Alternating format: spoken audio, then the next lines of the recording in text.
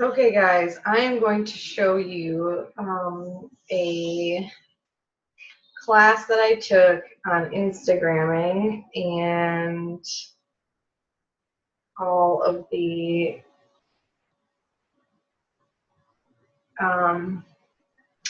photos, like how to make your photos awesome. So hold on a second here.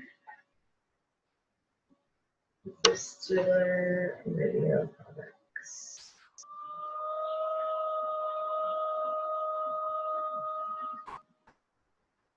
Let's see if I can find it. Courses. And this is this one.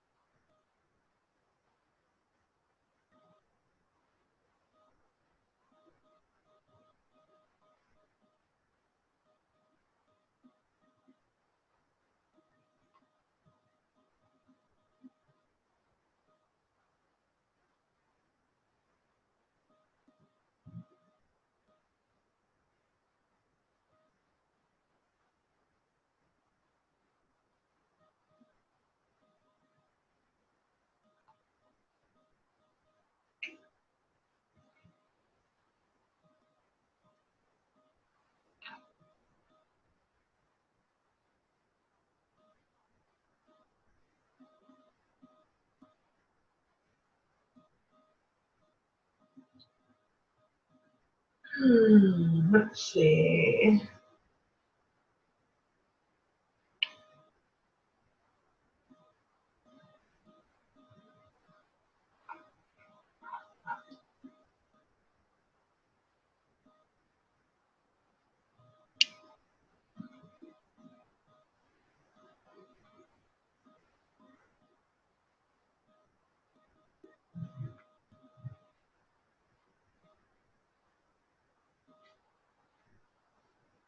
Okay, here we go. Insider hacks. Alright, I'm going to play this video for you guys and so that you can get these photo apps and kind of see what she's doing. So here we go.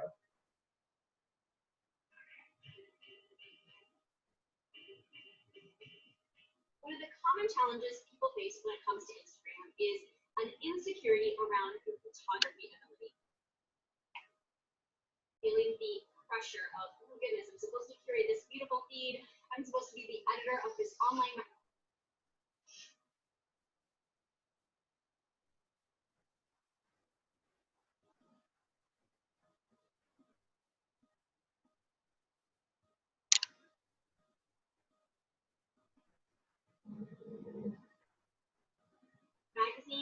I'm not a photographer. I don't think I take great photos.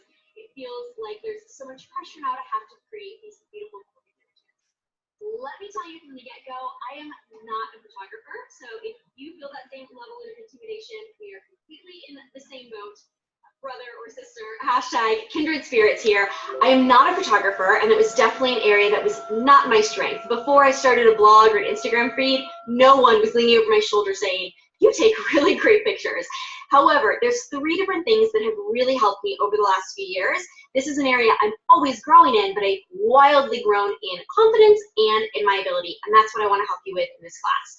So the first area was I just really try to pay attention. If I come across a feed that I love, I will try to look at what is it that I like about their photos. Is it how bright they are? Is it how sort of muted? It almost looks like there's a little, wispy gray film over it. Oh, I didn't know. I found out later that means it has less shadow in it. You don't even know the technical terms all the time, but you can kind of point out what is it I like about these different images? What kinds of images attract me?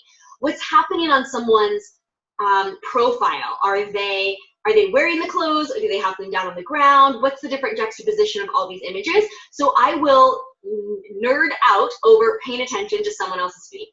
So step number 1 is commit to being a student on this app, and if you want to be better at photos, pay attention to the photos you're loving and try to figure out how to replicate them.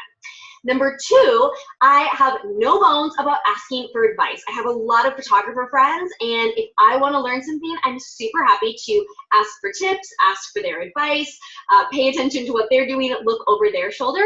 So I have 3 tips from my pro photographer friends. We're going to look at a couple of feeds that I really think is going to help you take your profile to the next level. And then finally are the superhero capes, which is what I call the photo editing apps that can take a perfectly average photo and make it look pretty gosh darn remarkable. I'm going to walk you through a whole handful of my favorite editing apps and exactly how I use them to create these specific images that are on my app.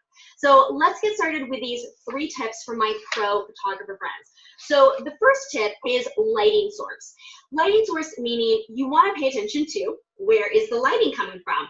Now, there's a variety of angles you could look at for that. So is the lighting coming straight on? This is what our videographer said is often called beauty lighting, or commercial lighting. It's just my face is perfectly lit from all over. This is the most common lighting that we're going to be looking for.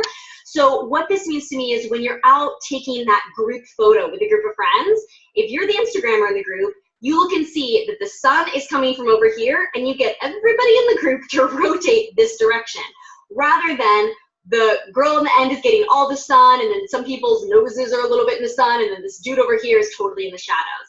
So you try to figure out where is the sun, and you turn everyone in that direction. Or when you're taking a selfie, you notice, where is the light? I'm looking for the light. This is the direction that I want to take the selfie in. I want to go stand near a window. I want to face towards the sun. I want to go find where the light is spilling in from the room and sit in that direction. However, where the lighting source is coming from can also be a really cool effect. So let's look at a couple of examples on some of my favorite pro photography friends' profiles. So one of my photographer friends, Eric Ryan Anderson, let's take a look at how he uses side lighting sources. So in this case, it makes the photo look really cool and moody. How amazing is that wallpaper, by the way? That he specifically left one side of the frame dark and let the light spill in from the other side.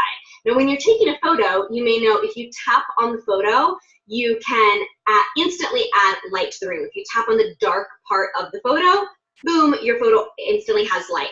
However, by doing that, you often blow out the other side of the photo. So you lose all of those details and those colors by sort of forcefully adding so much light. So here, if you take it in a natural setting, you can go into photo editing apps later and play with it. But here, he actually is okay with the fact that there's not light coming in from everywhere. It's coming from one specific side. Another example of that, here he's got the light coming in, it's hitting right on his face and that of his subject. He's okay with the fact that there's some darkness behind. Obviously, you can also play with different creative angles on this. Here, the light is spilling straight towards the camera, and of course, we're not going to see the details of the person's face or what they're wearing. It just blacks them out, but it leads to a really cool image. As does here with the total darkness, he's shooting out into the light, the subject ends up completely black, and we just see the sunset. So every different angle that you want to play with bringing the lighting source in from can give you a different moodiness, and you have to see what kind of profiles are you most attracted to. If you're looking at a lot of happy, joyful, white space style bloggers, most of us are probably looking straight towards the lighting source. If you're looking at a lot more pro photographers, cinematographers, there's a lot more sort of moody, shadow heavy photography out there that more like Eric is going for a more cinematic or artistic touch that sort of gives an essence rather than saying, here's exactly the makeup perfectly that I want you to be able to see. So pay attention to the kinds of brands you want your profile to be like, and look how they're using lighting in their photography. Next tip is to think about rule of thirds. So what rule of thirds is, when I picture it, I think of those Brady Bunch squares. So you've got 9 squares here, 9 tiles, and you're saying, I don't want my subject to take up all 9 of those at all times. Sometimes I want my subject over to the right. Sometimes I want them to the left. Sometimes I want them towards the bottom. Sometimes I want them towards the top. So let's come over and look at my friend Sarah Karen's feed. another beautiful photographer. So you see that there's a little bit of diversity in her feed, because here, for example, instead of placing herself right in the middle of the photo, she intentionally either stood off to the side or cropped the photo off to the side. So there's a lot more happening as we look at the photo in that bottom right corner than there is elsewhere in the frame. Here, however, with the yellow boat, this was off over to the left. So as she goes back and forth, some of her photos are more centered, and some of that, the subject is more on the top third of the photo. So we get lots of white space. We can see, we can emphasize how high this little puppy is jumping over this giant white pile of snow. So it's a way to get diversity in your feed. Instead of having every single photo be the exact same crop of you or your subject or your product is right in the center of it, we say if you have a set of journals that you're going to be photographing, you're not always putting them right in the center. Sometimes they're off to the right, to the left. You have them peeking up from the top or down from the bottom, and that gives diversity to that overall online magazine layout. And a third tip is framing. This basically means stepping into or away from your subject, so that, again, we add that diversity throughout your feed, that we're not making every single photo look like it's an identical layout. So let's look at a third photographer friend of mine, Nate Poker. So we see here, for example, that he stepped into this image, let's say, and he wasn't afraid to cut off the bag and the sunglasses and the camera strap. It looks even more cut off when we look at it, particularly in the square. So he stepped in and he allowed things to be chopped off on the side. He did the opposite in this shot, where he stepped back and he allowed his subject to be smaller, so there was lots of white space and breathing room around it. So when we look at these juxtaposed in the same feed, we have some shots that are much tighter and some shots that are more pulled away, even of a similar image such as food. So let's review these one more time. Let's pop over to the feed of our videographer, Studio Johnny. So first, we want to think about lighting source. So we have a big group of people in particular. We want to be the rockstar Instagrammer in the group that gets everyone focused the same direction of the sun. But we also want to think about creative ways that we could play with light, whether it's coming from behind or coming off to the side to create a different mood throughout our photography, and one that's specifically on brand for us. Next up was rule of thirds. Back to Eric. I love this photo here that puts the subject in the bottom 2/3 of the photo. When we see it in a square, he's not afraid to leave white space up at the top. He's not trying to center everything perfectly. And with this photo of a product shot, he put it over to the left, again, instead of having to get it perfectly in the center every time.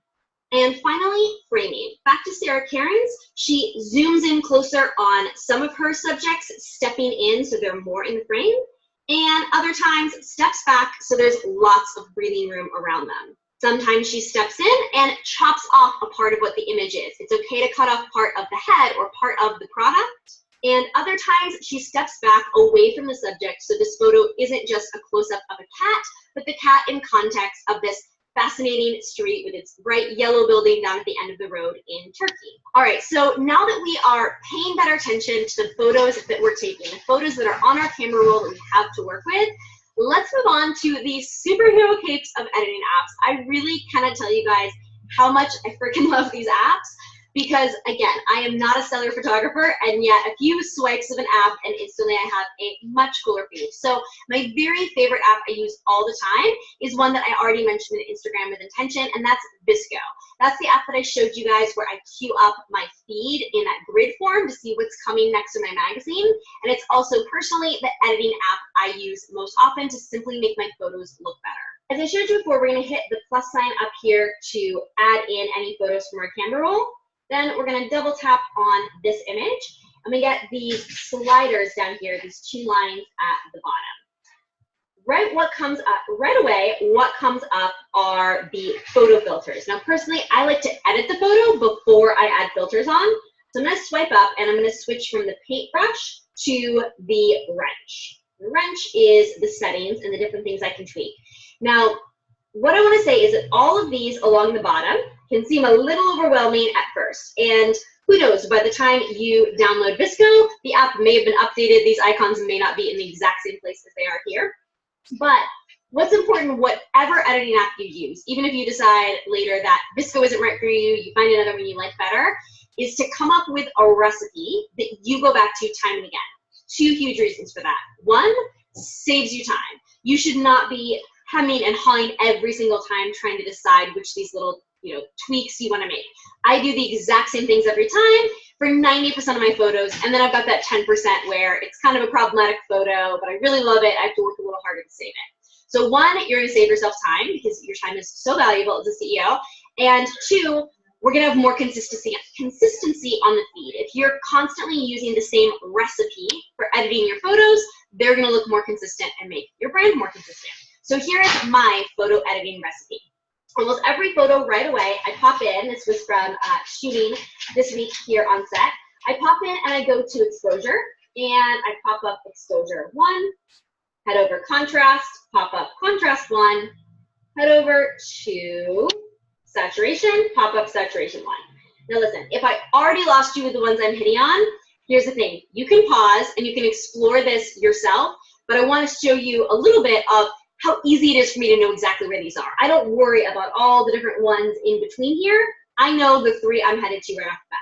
So the change is subtle, but you can go ahead and tell already there's a little bit more white, a little bit more brightness, a little bit more pink in the carpet than there was before. Then I scroll over to the 3 color options: temperature, tint, and skin tone. These ones are going to affect the color balance. If your photo has more blue, more yellow, more pink in it. And just like the first ones we moved, this is personal preference. I like photos that are brighter, more contrasty, and more saturated. You might be the opposite. You might pull out the contrast. You might pull down you might pull down the saturation. You might pull down the contrast so you have more shadows. You might like your photos a little bit darker. On your color tint, you might have a different preference. For me, I like things to be a little blue, so I take my temperature and I move it 1 to the left. I feel like my skin tone I prefer when it's not so yellow, and New York City apartment lighting very often tends to be yellow. So I tend to like to add a little bit of blue. I also come into skin tone, and I usually like to go a little bit pink on the skin tone. So I'm going to hold my finger down over the photo, and we're going to go ahead and see the before and after. So not a huge difference, but enough that you see there's a little bit more brightness. The whites are whiter, the darks are darker, and the pink is a little bit brighter. And instead of a yellow tone, we're continuing a little bit more towards blue. So now I'm going to swipe up. Another thing I want to point out there is for most of these, I'm moving the dial 1 or 2. Most of my tweaks are fairly soft. Every once in a while, you just take the brightness all the way to the left. It was just a really dark photo for some reason, but most times I like to be a little soft-handed. I don't like my photos to look too ridiculously processed, which is kind of the look way back when Instagram first started. People were just putting really strong filters on everything. I like it to be a little bit in between. So I've swiped up, and now I'm going to head over to the paintbrush, which is my photo filters. Now on VSCO, it comes with a few filters already, and then you can go to their shop and you can download more filter packs. Personally, I have a ton of filters on here, and if you're serious about Instagram, I think it's worth the $7 maybe what it is to just download all of them. The first time I downloaded them, I spent forever playing and figuring out which ones were right for me. And I took about 4 photos to test. I took a photo of my face, I took a photo of items, on a desk. And I said, which of these filters do I think makes the most of these photos look good? And I narrowed it down to 2 filters I pretty much use all the time. So it takes you a little bit more time at first, but I recommend in the long run, you have maybe 2 go-to filters. Every once in a while, I've got a photo just doesn't work with one of those, and I have to go explore more. But again, 90% of the time, it's really easy.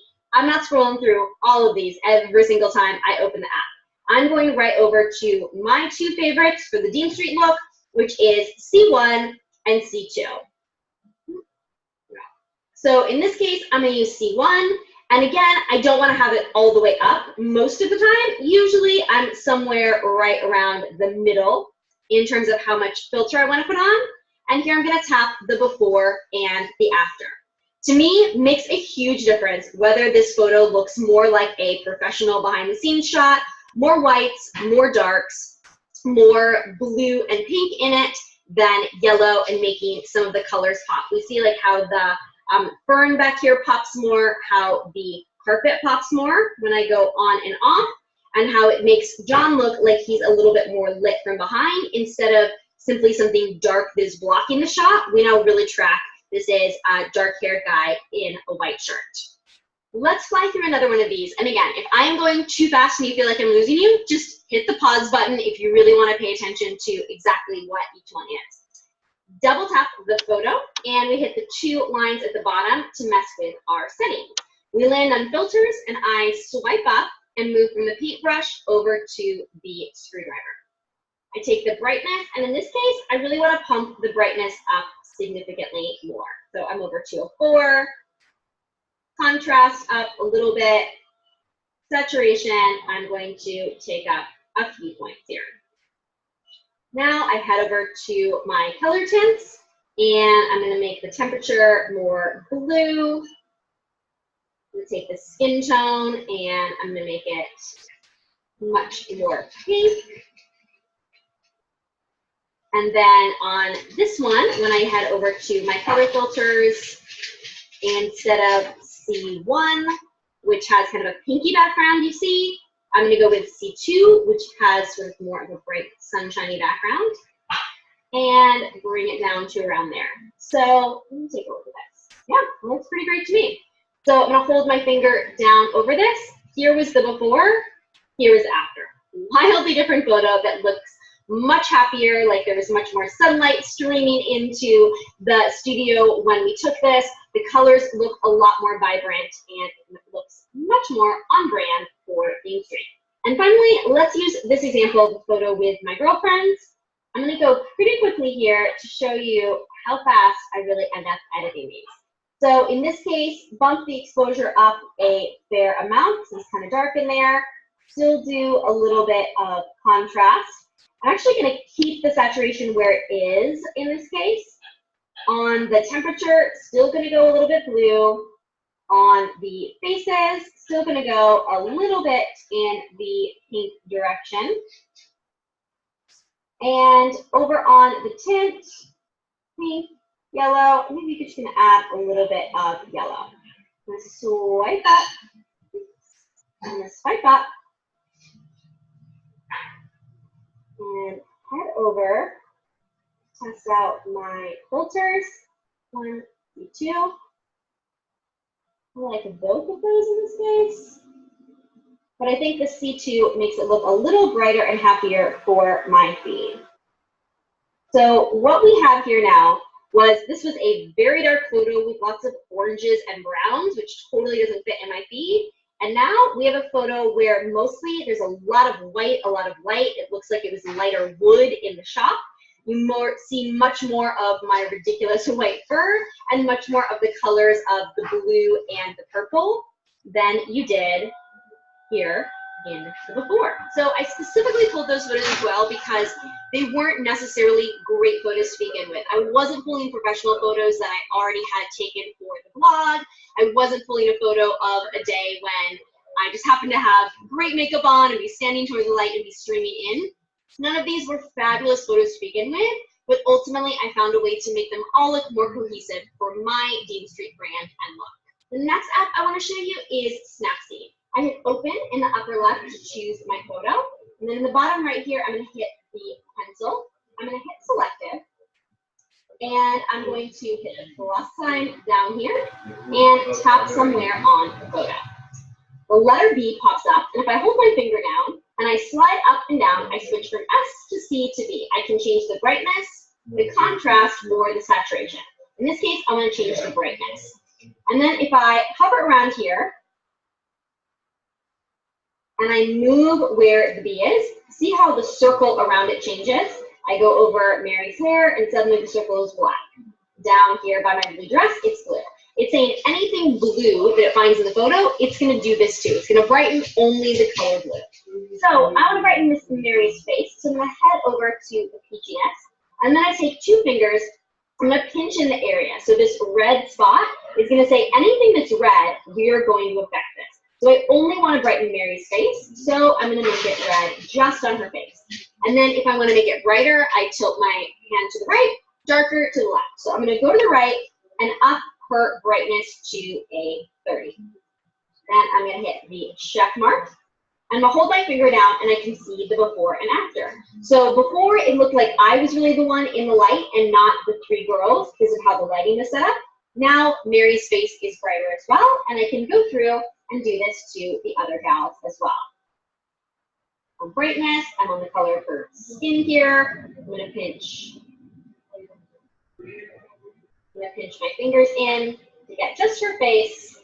Go up in brightness, hit the check, before, after. Now she's got some brightness as well. And finally, let's not forget Miss Paige over here. Let me go over to her. Use my fingers to pinch in and give her a little bit of brightness as well. Check mark. And look at this. We all look like we have equal lighting instead of looking uneven. So a couple of photos where I have done this on my profile. This photo with my family at a football game. The left side of my sister's face, not the right side if you're looking at the photo, your left side if you are my sister, of her face was in shadow because of my brother-in-law's angle was kind of blocking her. So it looked like she had this dark spot on her face while the rest of us were in really great light. So I was able to go in and lighten up just that side of her face so that this became a fabulous photo of all of us. Next app I want to show you is Afterlight. So this is one that I don't use very often anymore, but there's a lot of cool features that I think folks enjoy. So I'm going to pick a photo here, tap on Use. One of the features that's really cool here is fourth one over, this little camera roll, and the concept of adding a light leak. So let's take a look at what this looks like. A light leak, truly, it makes it look like light is leaking in from somewhere. Now, this naturally happens sometimes when you are in just a beautiful place where the sun is hitting just right and you get that light leak coming in. There's some beautiful photography using that. This is one of those tips that can definitely be too overdone and too heavy-handed. In this case, I think this is a pretty fabulous photo, if I do say so myself, and we shot on set here. But if you have a photo that you feel like could use a little something, use a little extra energy, a light leak can sometimes be what you use. Sometimes if I've had a photo where it just seemed like one side was a little too dead or a little too dark, I'll add a little bit of this golden light leak over on the side, and as I tap on and off of it, you see that it just adds some more. So that's just a little fun one to have in your back pocket. Another cool feature on Afterlight is the ability to add borders. So I'm going to tap on this circle over here. We can add a top and a bottom border, or we can put a full square border. Now, if you had a square photo instead of a rectangle here, these are those grids that we were looking at earlier where people have a white border around all of their photos. What you would want to do is come into Afterlight and decide how much white do you want on your photos. We looked at one girl that had very little border around them. Maybe she was on a 20. And then that Frances Valentine account, they were really strong. Maybe they were up here on a 75. But you want to pick what's the size border you want and say all of my photos are going to get a 40 border, and therefore if I upload them all, that grid is going to be exactly the same all the way down. There's also some fun features here. If you want to make a little cameo, if you want to turn your photo into a heart, or if you want to make it a circle. Other fun facts in Afterlight. Next, I want to show you a few apps that I use when I want to put a quote on my profile. So I have a beautiful little binder of paper here and my trusty pen, and I literally just write on a white piece of paper whatever it is that I want to Instagram.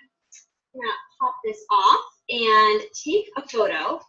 Now, this is probably cheating because I'm in such beautiful light, so I'm actually going to cheat here and hide this back here where it's not such great lighting. Okay, so now that we've got our photograph, which is not a fabulous photo, what I'm going to do, we're going to head over into Snapseed and open up this photo. And first off, I'm going to go ahead and take the darkness, this brown spot over here, and go ahead and brighten that up. Looks like maybe, oh, there we go. So we had a little bit of darkness, now we're all bright. Hit save, save as the copy. Then we're going to pop it over into VSCO. And we're going to pop on a black and white filter here. This one. So we see it just makes it a little bit sharper. I'm going to hit tap and export. Makes it just a little bit more contrasty. Swipe up over to the toolbar. And this time I'm going to tap on this little circle with a square in the middle. This is going to help me straighten out my text. So if I took the photo a little bit wonky, it lets me come in, make it look a little bit more straight here, and export it from here. So now I've taken out the darkness, made the saturation and contrast a little bit different, and I've straightened it. Save it to the camera roll. Now I'm going to pop over to Square Ready. Open up that photo. I'm going to take my finger and thumb here, and I'm going to shrink it down because I know that when I post it, I don't want it taking up the whole frame. I want it to be a little bit smaller. So I'm going to shrink it down and add white space all around it. And I also can see the grid here, so I can kind of center where it is. Now this also is helpful because I can see my photo still isn't really white, it's gray, which is usually the case. And I'm going to open up Snapseed again. Same thing as before, tap Selective Adjust. Now we're going to gather all of this gray in the photo, and we're just going to blow it all out in one swoop. Oh, little things that are easy. Now we're going to hit Save as a Copy. From here, I then pop over to Diptyque. Now, Diptyque helps you put multiple photos together in some form of collage. So I'm going to go over to Recent, where I've got two photos here. And I pop open my graphic that I just created, and I'm also going to pop open the signature that I put at the bottom of all of my photos. So I have this saved in Dropbox. I already showed you in my workflow, and my Dropbox app is right there with all my other photo apps. This is a really easy graphic for me to get to in one click and download because I know I use it a lot. So I'm going to automatically have this saved as a JPEG that I already created. I use the same one every time for consistency.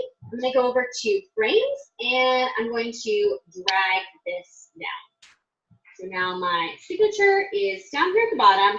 I have plenty of room to play with my traditional graphic up top here. Pretty good. Export that, save image, and pop it into VSCO.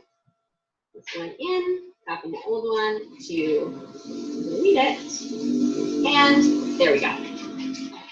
Last two quick photo editing apps. One, we actually just discovered here on set. It's called Lively, and what it allows you to do is bring in a live image. So live photos on iPhone, when you take a picture these days, it takes a whole little flurry of images. But on your actual photo app, it only lets you pick. Here, poor Paige's eyes were closed, so I popped in to Lively, and this time it lets me choose the frame that I want up here. And I can scroll through all of those different photos that were taken. It's basically like taking a burst, and you've got all those different options to find the one where everyone looks equally adorable. And the last one is Giant Square.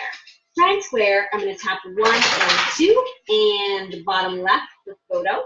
I'm going to go from my camera roll, choose the photo, and we see it already pops up, separated into two distinctive pieces. I'm going to slide it over there and hit Export, Save to Camera Roll. Well done, thank you. Now we're going to pop back over to my camera roll, where I now have the top and the bottom of a photo, part 1 and part 2, just like we are doing over on the Dean Street Style page where we spliced my outfit into here. All right, the last photography tip I want to teach you is with the magic of this maybe $10 prop called a white foam core board. Walk into your local art supply store and you too can be the proud and lovely owner of this. May I have some props, please?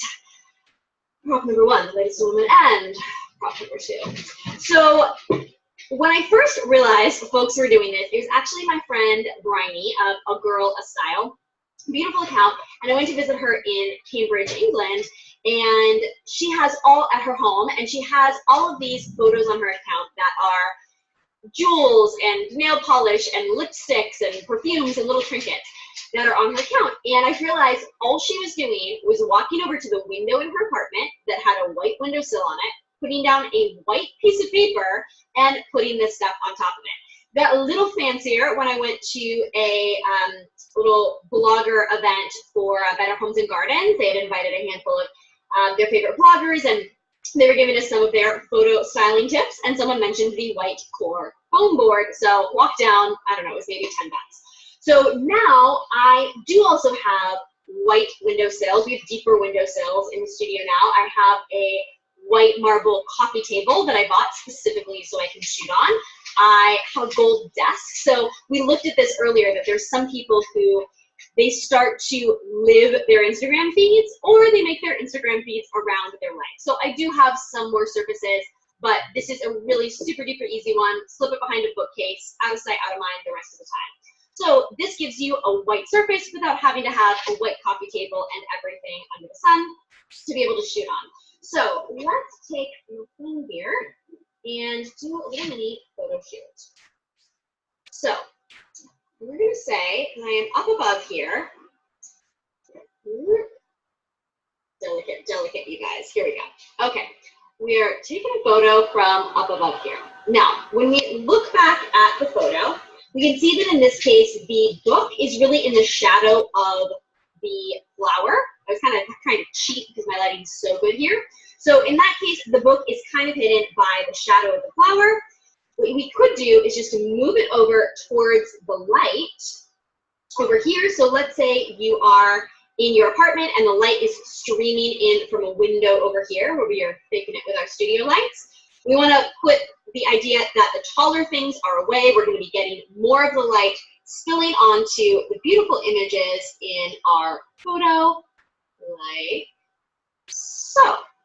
And now we are going to go through the steps that I do for all of my photos. So we're going to pop this into VSCO.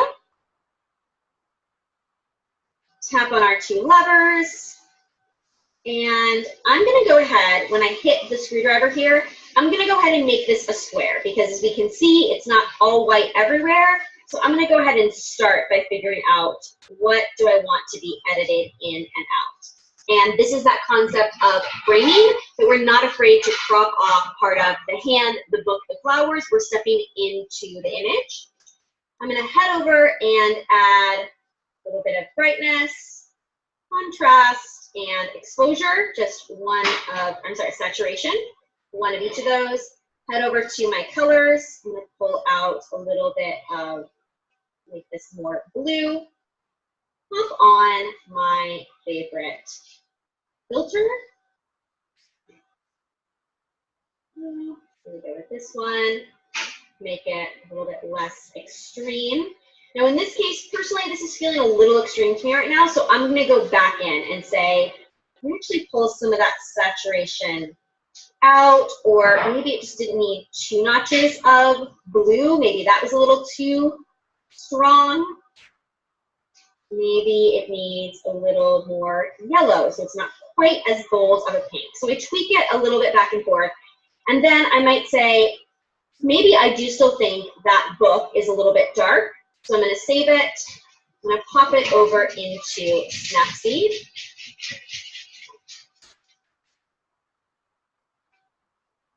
Open it up.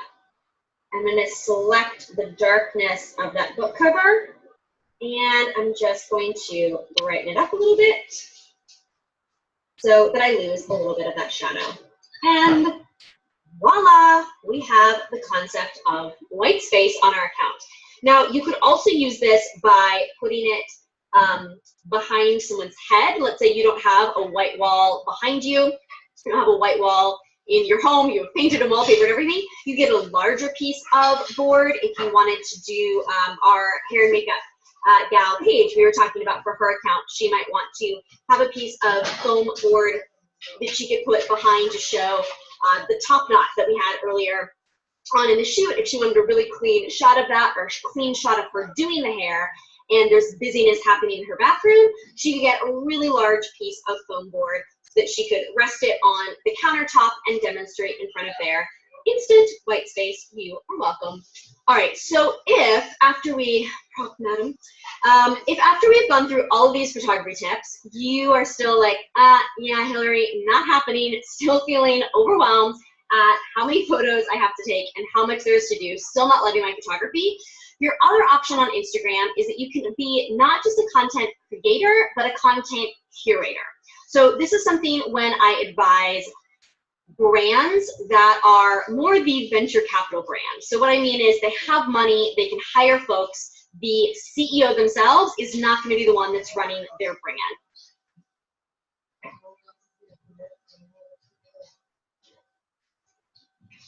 They are, you know, the Ubers of the future.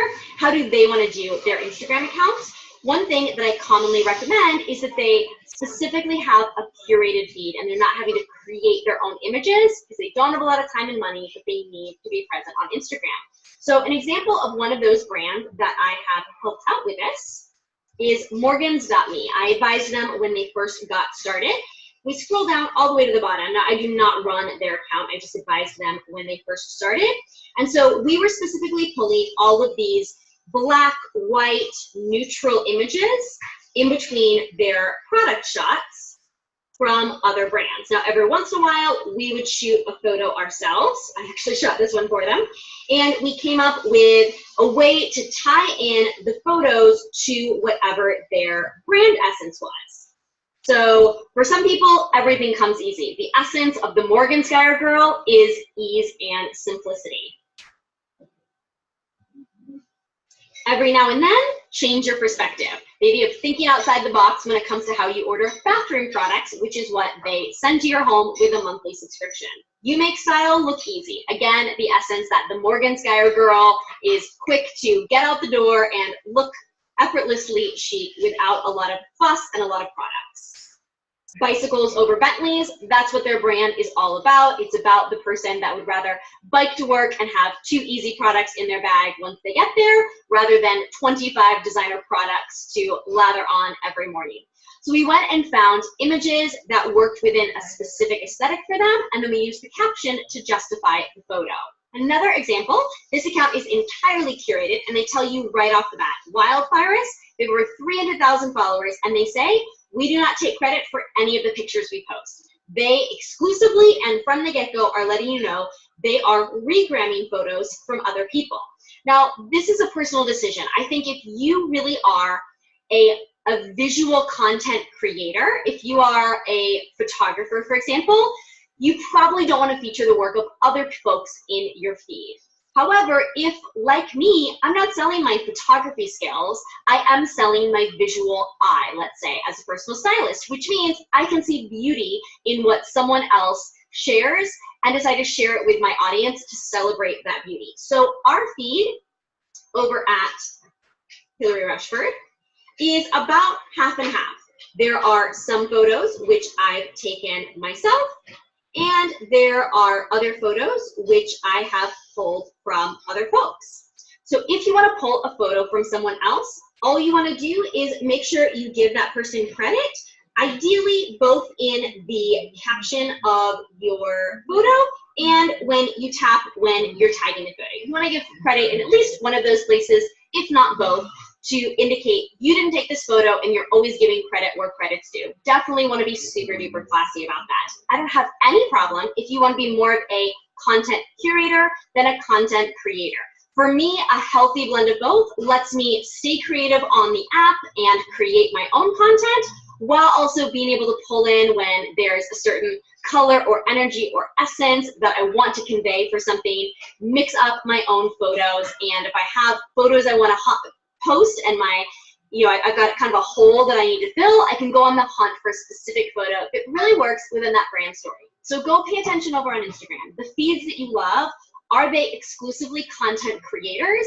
And is that an area where you want to continue to improve? Is that sweet spot between having the most beautiful feed you can with the most spacious life? So you want to invest time on the platform just enough that we have this beautiful online magazine, but make sure that we don't let self-criticism or self-doubt or perfectionism suck all of our time away, and we find that happy medium sweet spot where curating your online magazine is tons of fun and joy while being as effective and beautiful as possible.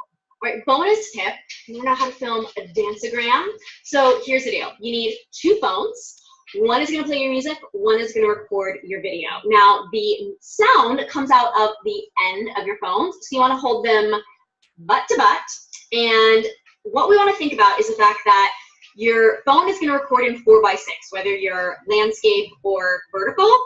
But when it comes up on your Instagram, you're going to want it in square form. So you want to do a little test with your subject. Do a little test run, whether you're holding it like this. A little easier, to be honest, to hold it like this. But we want to make sure that we're not cutting off the subject and you're doing all your dancing, and then when you go to crop it in, you can't see your feet, etc. So you're going to hold it like this. You're going to anchor in your arms so that you get a good steady hold there. And you're going to bust up your music.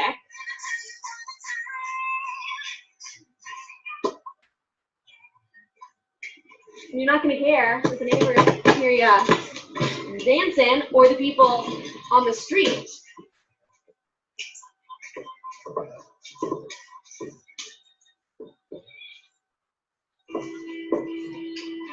All right, the final photo tip that... I was moving before you started. I'm like, I'm committed now. I have to go. I think I'll just do better. Sorry. I was blocking the back. Wait, tell us more about your laundry. I lost my mouth. Not important to anybody there. I thought you were going to say silent chickens. So that we can hatch chickens